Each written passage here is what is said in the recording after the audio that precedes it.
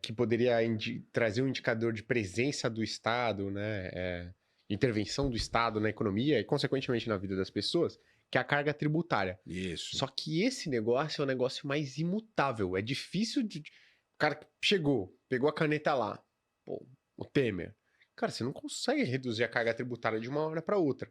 Então a gente teve 2 anos Temer, depois a gente teve Bolsonaro, e a carga tributária no Brasil, ela se manteve relativamente estável, acima de 30%, pô, muito pareada com países da OCDE. Só que é aquilo, Isso. né? A gente tributa igual a OCDE, entrega serviço público de, cara, um país subdesenvolvido. É isso mesmo. Então a minha pergunta tá nessa, assim, como é que... Porque as pessoas falam, pô, tá vendo? Governo liberal ali do Temer, do Bolsonaro, do Paulo Guedes.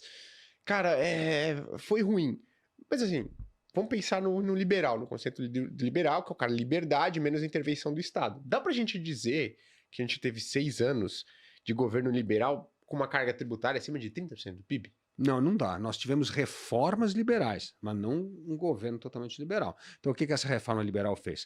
Por exemplo, aprovou a lei de liberdade econômica, que era importante, a independência do Banco Central, o marco do saneamento, né? O Temer lá com a lei das estatais para acabar de aparelhar a estatal, que esse governo já mexeu tudo de novo, né? Mas a privatização da Eletrobras, a gente avançou com pautas liberais, mas o liberalismo não penetrou na questão central, que é exatamente o que você está trazendo. Por que entra o governo de direita ou de esquerda e você não consegue mexer no gasto público? Porque 90% do orçamento é gasto obrigatório. Você vai sentar lá, não tem o que fazer. Você só tem poder discricionário em 10% do orçamento. E esse 10% do orçamento, que é discricionário hoje, o Congresso já pegou 34 emendas. Então, era o ponto que eu ia trazer. você Além está de cada tudo, vez com um pedaço tá menor. virando cada vez mais o executivo está virando a rainha da Inglaterra. Eu já falei, a gente já virou Quebra parlamentarismo. A gente tem que aprovar um governo parlamentarista, que a gente já é parlamentarista. Só que a gente não. E isso é a pior coisa, porque um tem dinheiro e o outro tem a responsabilidade e não consegue resolver o problema. Então, aprova logo o parlamentarismo e vamos ser parlamentaristas. Fazer o quê? Mas. Então, voltando aqui. Então, qual é a questão central que você tem que encarar no primeiro dia de governo? E que aí o Bolsonaro não fez, e por outro, não sei por que razão, mas assim, é desconstitucionalizar o gasto público. Tem que desamarrar esse negócio. E se você tiver 90% do seu orçamento, você é um departamento de contas a receber e pagar. Você não faz mais nada, pô. Você não tem autonomia sobre o orçamento. Interessante. O Fernando Henrique fez uma jogada importante no Plano Real. Assim que ele foi eleito presidente da República, ele criou uma coisa chamada Fundo Social de Emergência. O Fundo Social de Emergência não era nem social nem de emergência, mas o que aquilo dava era 20% livre do orçamento para o governo fazer o que bem entender. E isso foi a grande revolução que aconteceu naquela época de 94 até 2002. Então, o Fundo Social de Emergência foi o que deu a flexibilização no orçamento do país. Então, nós precisamos fazer... A primeira medida, um presidente da República Liberal assumir a presidência em 26, vamos desconstitucionalizar esse negócio. Vamos acabar com esse engessamento aqui, porque se tiver um orçamento engessado, a gente está perdido. E a segunda medida que tem que fazer é a descentralização do poder. Tem que tirar poder de Brasília e devolver poder para os estados. Os estados têm que ter mais autonomia. Pô, tem que ter autonomia para fazer a sua política de educação, segurança pública, tal. Tem que tirar dinheiro. Pô, o São Paulo que tem um PIB que nem o da Argentina, volta 10% do que é arrecadado aqui, cara, para São Paulo. É um absurdo isso.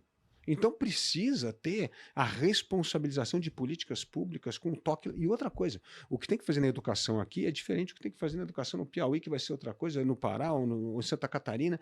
Então a gente precisa trabalhar em duas vertentes correndo. É descentralização do poder e é a questão de desengessar o gasto público do orçamento. E aí tem uma coisa que o Paulo Guedes começou a fazer muito bem, mas que infelizmente parou nesse governo aí, que é a digitalização no governo. Quanto mais você vai digitalizar processo, você vai acabando com essas atividades meio, você vai tendo mais noção dos números, e isso vai ser muito importante para reduzir o tamanho do Estado, para cortar a despesa do Estado. Né? Então, essas são medidas fundamentais de um presidente liberal. Agora a gente precisa eleger um presidente liberal, né? Essa é a missão de 26. Então, te trago uma pergunta, Felipe. O quanto o presidente liberal sentou na cadeira e ele tem a caneta? O quanto isso efetivamente está no poder da caneta dele? Então, aí vem uma questão fundamental. O presidente, e é um erro que todos nós fazemos, não adianta eleger só o presidente da República.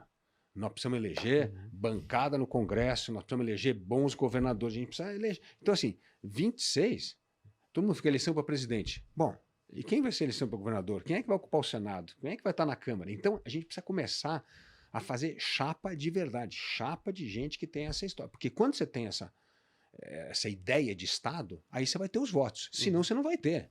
Se você tiver o Congresso do jeito que está hoje, sem comando, sem liderança, as coisas não andam. Agora, vejam que interessante. Quando tem liderança, como anda? Olha o que a gente destravou de pauta no governo passado.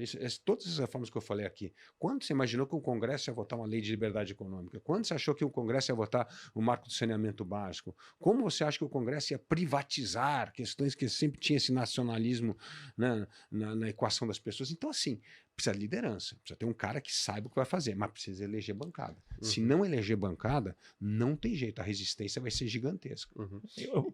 Precisamos eleger projetos. Total. Não nomes. Total. E aí é importante a chapa. Por exemplo, eu brinco, eu falo assim, não, esses políticos, eu falo assim, você incentiva o seu filho a entrar na política? Se seu filho chegasse amanhã e falasse que quer ser deputado federal, você toparia? No Brasil de hoje, O cara falou, de jeito nenhum. É isso que é o negócio. Minha pau. E aí o que acontece? Tá louco, tô gastando o que eu gasto na educação do moleque pra isso? Não. Você imagina? Mas aí o que acontece? Abre o espaço para outro, que vai chegar falando, não, eu quero ir para a política, mas para manter o status quo. Então, tá bom, não quer disputar a eleição, mas você deixaria o seu filho trabalhar no governo com um ministro que você acha legal? Pô, não, acho que aí poderia ser. Cada um tem que se encaixar num perfil. Agora, se a gente continuar ignorando a política, como a gente faz, não vai melhorar nunca. Espaço precisa ser ocupado. Se a gente não ocupa o espaço, os outros vão ocupar. Não tem vácuo. Tá certo? Então, assim, nós precisamos fazer uma educação de cidadania mais, sabe? Explicar para as pessoas como é que funciona o sistema político, como é que são as coisas. Porque senão é só assim, é terceirizar. E aí a gente cai no conto do vigário do populismo. O populismo é isso, o cara vai falar exatamente o que você quer ouvir, aí ele se elege e chega lá e não fala nada. Então, é super importante a gente entender a importância do setor público na nossa vida. Não dá para ignorar. Se a gente continuar ignorando e terceirizando a atividade política, a gente não vai melhorar o país.